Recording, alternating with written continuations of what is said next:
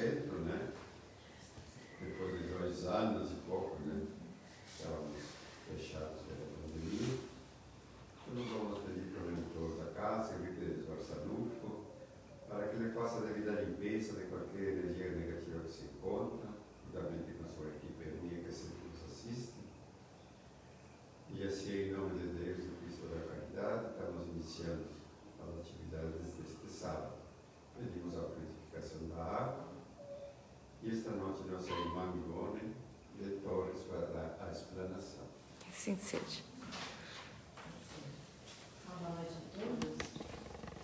É sempre bom esse reencontro, né? Ao retorno às atividades, ao contato que faz tanta falta, o olho no olho, né? Que a gente está acostumado com as câmeras. Então, para iniciar o Evangelho segundo o Espiritismo, o capítulo 4, ninguém pode ver o reino de Deus se não nascer de novo. O item 4, ressurreição e reencarnação. A reencarnação fazia parte dos dogmas judeus sob o nome de ressurreição. Somente os saduceus pensavam que tudo acaba com a morte e não acreditavam em ressurreição. As ideias dos judeus sobre esse ponto, assim como sobre muitos outros, não eram claramente definidas, porque só tinham noções vagas e incompletas sobre a alma e sua ligação com o corpo. Acreditavam que o homem que tenha vivido poderia reviver, sem se darem conta com precisão da maneira pela qual isso podia acontecer. Designavam pela palavra ressurreição o que o Espiritismo chama mais judiciosamente de reencarnação. Com efeito, a ressurreição supõe o retorno à vida do corpo que morreu, o que a ciência demonstra ser materialmente impossível, sobretudo quando os elementos desse corpo estão, desde muito tempo, dispersos e absorvidos. A reencarnação é o retorno da alma ou espírito à vida corporal, mas em outro corpo, formado novamente para ele, e que nada tem em comum com o antigo corpo.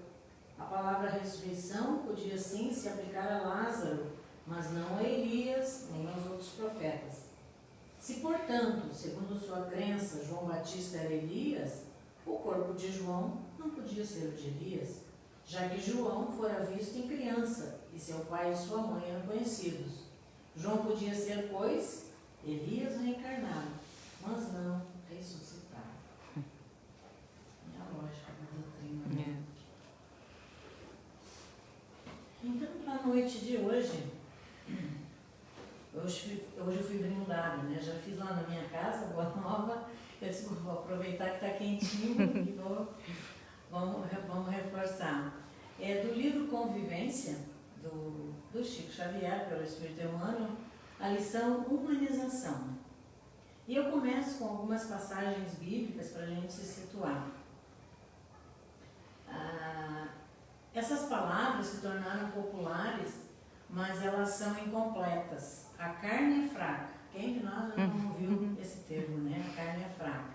Então, nós vamos ao apóstolo Paulo em sua carta aos Gálatas, no capítulo 5, versículo 16 e 17, que diz assim: pois digo, vivam pelo Espírito, e de modo nenhum satisfarão os desejos da carne, pois a carne deseja o que é contrário ao Espírito, e o Espírito o que é contrário à carne. Eles estão em conflito um com o outro, de modo que vocês não fazem o que desejam. Esse não fazem o que desejam chama a atenção da gente, né, pela nossa doutrina, e nos linka um bocadinho lá nos espíritos da codificação, que lá Kardec perguntou e eles responderam, né? De ordinário são eles que vos dirigem. Essa influência que nós atraímos os espíritos desencarnados, de modo que vocês não fazem o que desejam.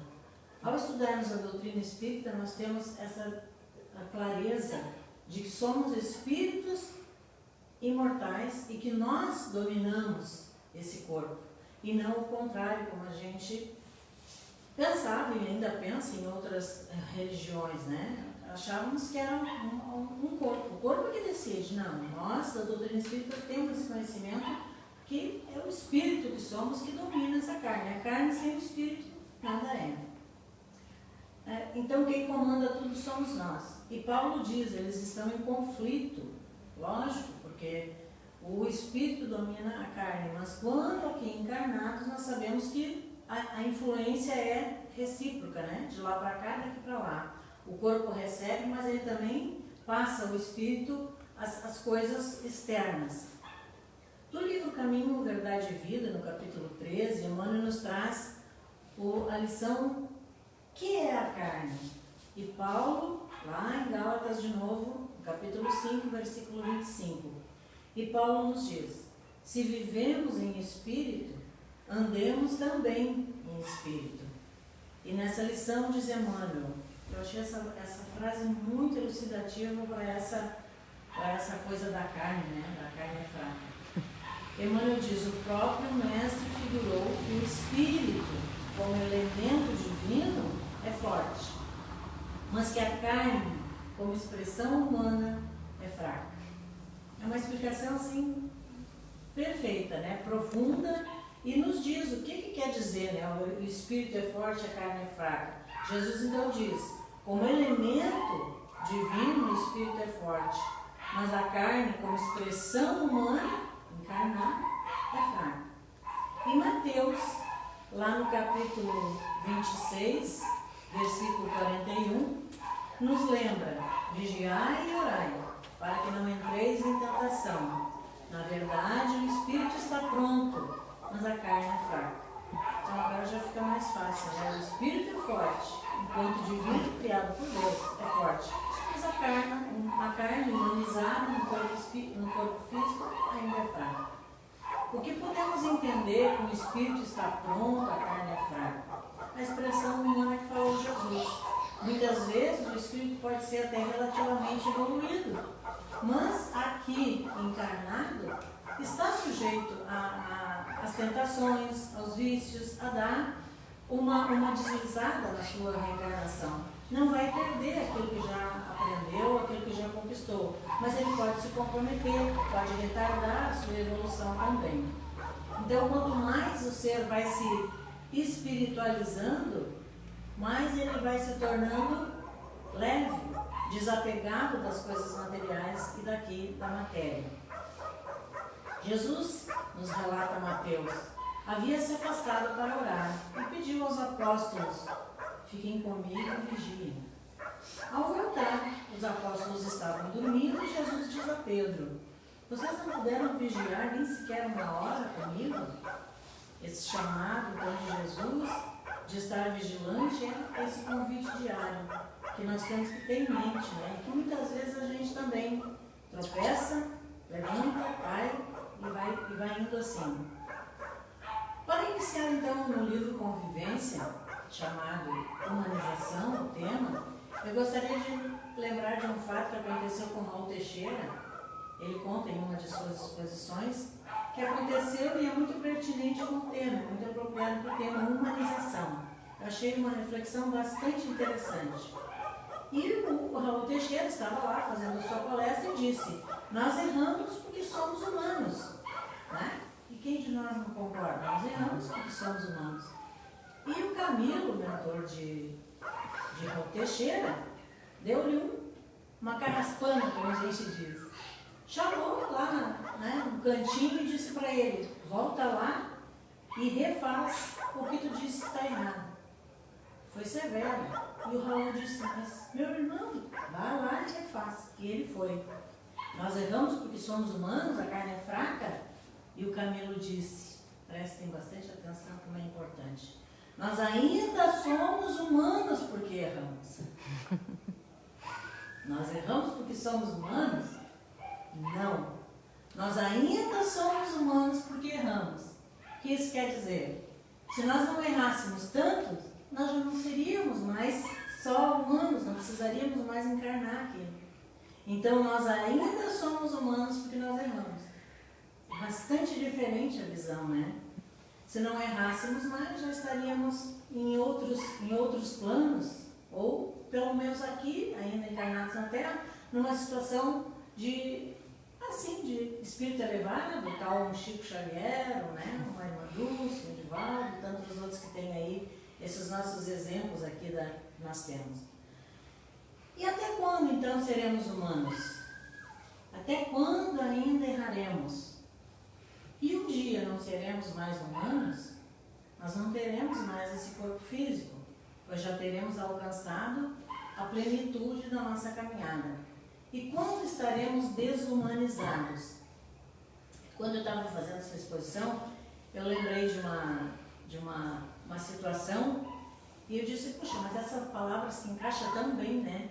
Humano e desumano. Desumano a gente sabe que é aquele que ainda comete atrocidades, a gente mesmo, né? Julgar, condenar e tantas coisas, nosso orgulho, egoísmo, a soberba. Mas essa palavrinha me fez eu fazer um pedido para Kardec. Eu tinha que arrumar um jeito de dizer que a gente está desumanizando, ou seja, nos tornando espíritos, mas não tem jeito. Desumanizar é ser ruim. Então nós precisamos, o desumano é aquele que faz maldade ainda. Mas soa tão bem no meu ouvido assim, né? A gente podia, conforme a gente vai desumanizando, a gente vai ficando espírito superior, mas é completamente errado. Mas eu achei engraçado e resolvi fazer a brincadeira. Então, desumano é mal, né? Aquele que não tem empatia, não sabe se colocar no lado do outro, é frio, é indiferente à dor do outro.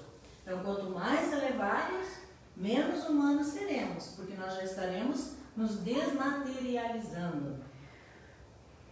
Então, ainda somos humanos, porque nós erramos. Se não mais errássemos, já estaríamos um passinho à frente. Então, no livro Convivência, ele nos traz reflexões bastante importantes e ainda linkadas a Gálatas, as cartas de Paulo, os ensinamentos de Jesus, de Mateus lá. E nós somos humanos, por termos em nossas atitudes a hostilidade, a aversão, o desafeto, o ressentimento. Diz Emmanuel, semelhantes palavras assinalam estados evolutivos nos quais se fixam transitoriamente milhões de criaturas, entre elas nós aqui. Os antagonismos, ou seja, as diferenças entre as pessoas na essência, expressam atritos nos quais se lhe embatem as forças do envoltório, do corpo físico, das quais, por fim, se desvencilham com o tempo, de modo a adquirirem os recursos de elevação que lhes patrocinam a transferência para esferas superiores. Aqui Emmanuel nos diz o que Camilo disse, né, para Raul. Quando nos desvencilharmos desse envoltório carnal, físico, nosso rumo são as esferas superiores. Quando deixarmos de ser desumanos, né, quando nós não formos mais tão cruéis com os animais, que assim a gente estava falando, com as pessoas, com os seres humanos, com a dor do outro, então nós já teremos alcançado um patamar mais elevado. Para deixarmos então de ser desumanos, o bom recado de Jesus, que nos foi dado por Paulo, por Mateus, o orar e vigiar. Pois humanos somos fracos, as tentações, as distrações ainda exercem poder sobre nós. Seguindo ainda Emmanuel, né, na lição Humanização, ele diz: a imagem mais adequada ao esclarecimento do assunto temo-la mais particularmente na atualidade, nos foguetes fabricados pelo homem destinados à conquista do espaço. Olha o que ele faz.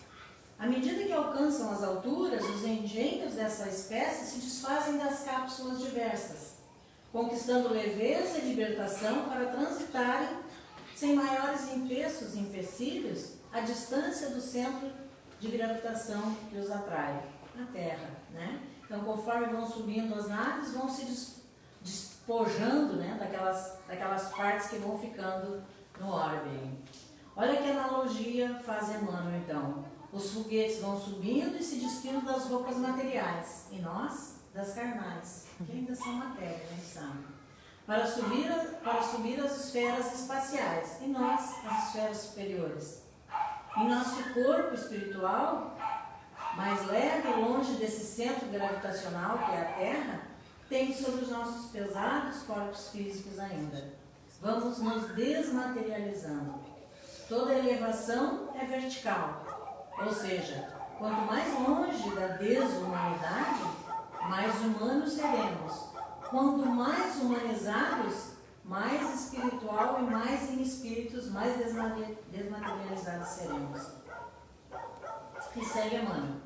Erguendo-se o plano físico por região, na qual ainda preponderam os impulsos animais de egoísmo e autodefesa, quantos se liberam de semelhantes impedimentos, se projetam nos altos domínios da compreensão, penetrando outros campos relacionados com a cúpula do universo. Emmanuel não é nada fácil da gente aprofundar, né? Porque é muito profundo esse espírito.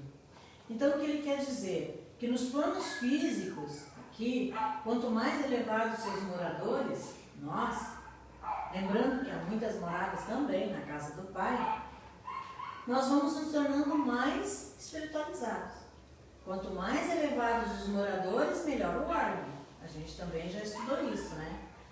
Vou dizer de novo, mais desumanizado. A gente vai se desumanizando dessas carnes, vamos dizer assim. Porque quando a gente está arrumado, a gente está arrumadinho. Quando a gente está desarrumado, está desarrumadinho, né? Então, mas essa desmaterialização, né? Os sentimentos conturbados que nós ainda temos, as emoções que não têm uma frequência normal, né? Uma ligação direta e mais constante, mais frequente com a espiritualidade. Então, quanto mais fraterno, mais puros os nossos corações. Menos roupa física a gente vai tendo que usar. Mas estaremos sempre necessitando do orar e vigiar. Mas nossa percepção ainda humanos vai se tornando mais e mais sutil. Caminhamos como espíritos, pois nossas necessidades são espirituais e não mais carnais. Quanto mais elevados, menos necessidade das coisas materiais aqui, né? Nós temos, como eu disse, os exemplos aí de Chico, de irmã Dulce, de Teresa de Calcutá, o nosso próprio Divaldo aí, 95 anos, trabalhando, o nosso apóstolo de Jesus aí, né?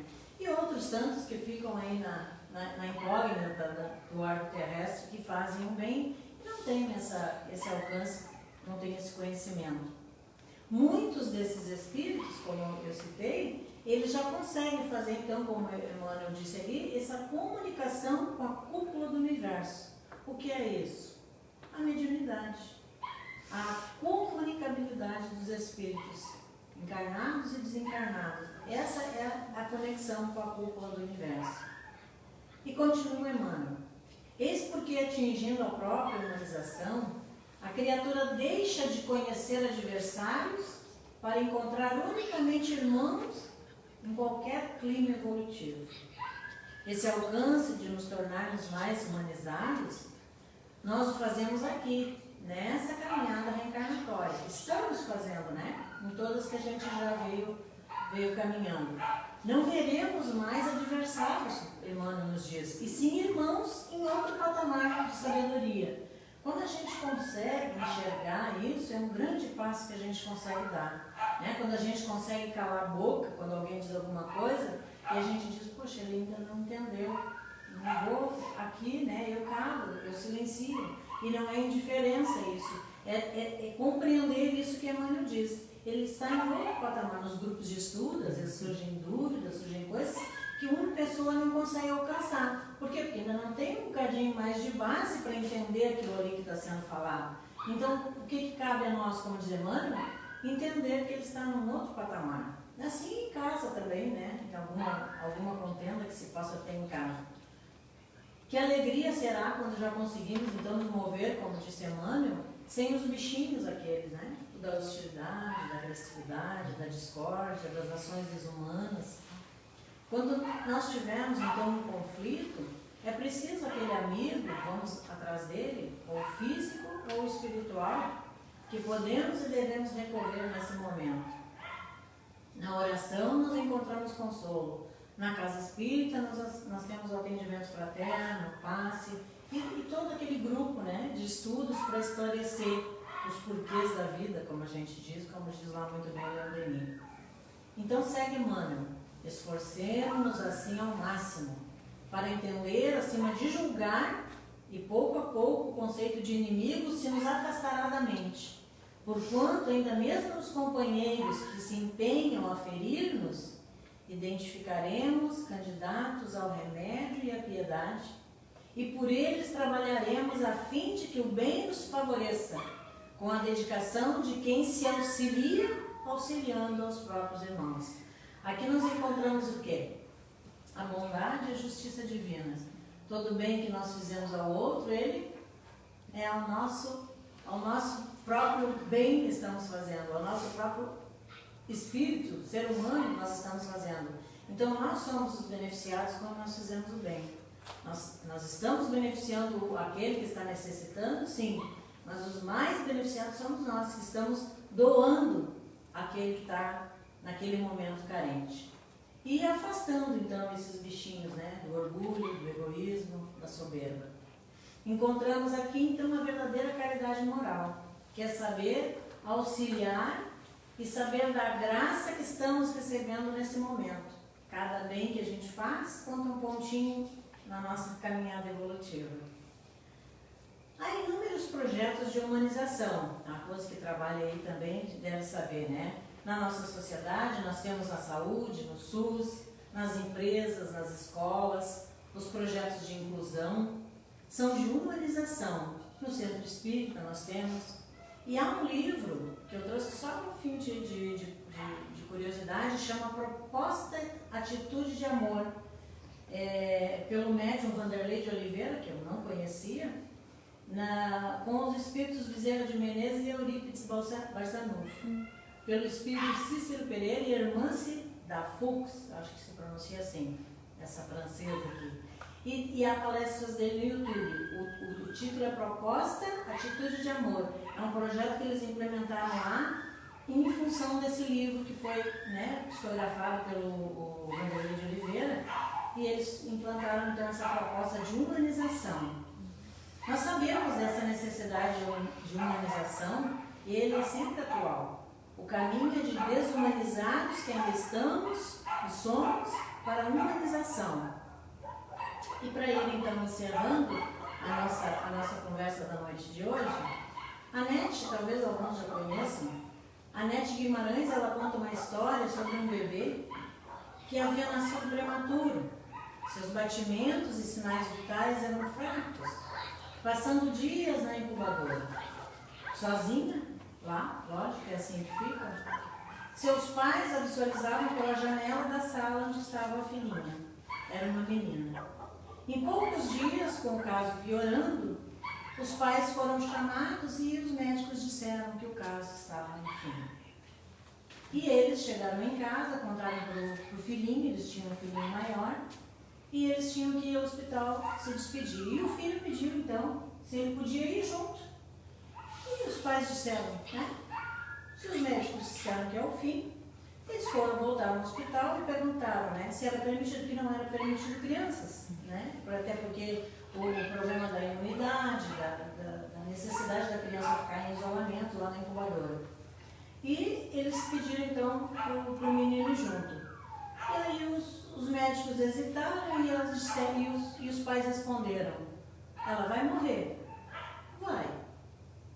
Então, se ela vai morrer, qual é a diferença? E aí eles aceitaram que o menino fosse. É emocionante a história. Aceito, o menino foi com os pais, cedinho no hospital. Quando chegou lá, ao lado da maninha, ele já disse em alto bom som, bom dia, raio de sol. E começou a cantar a música que costumava cantar enquanto a maninha estava na barriga da mãe. E os batimentos da criança deram um zup. Reagiu. Os sinais vitais começaram a dar sinal. Os médicos duvidaram, mas disseram, voltem ao meio-dia. Voltaram, voltem à noite. Voltaram. E a criança sobreviveu. E dessa história real, nasceu o projeto Bebê Canguru, aquele onde o bebê prematuro fica assim, quentinho da mãe, ali fica no aconchego do seio materno, sentindo, né, a presença da mãe, o calor, o perfume, a voz. E ele sente então a presença da mãe. Amanhã é Dia das Mães, E a isso chamamos humanização. Então a vida na Terra é feita de contato, de convivência, de troca, de seres humanos que podem viver em uma harmonia humanizada ou nas situações de guerra, como nós estamos assistindo aí, uma tristeza tão grande, de atritos e desavenças em uma situação desumanizada. Então que nós possamos ser mais humanos e ficarmos mais ligados, né, nas coisas que importam, que são importantes para cada um de nós. A todas as mães, que somos todos, até os pais são mães, né, porque tem o seu lado feminino, o seu instinto feminino.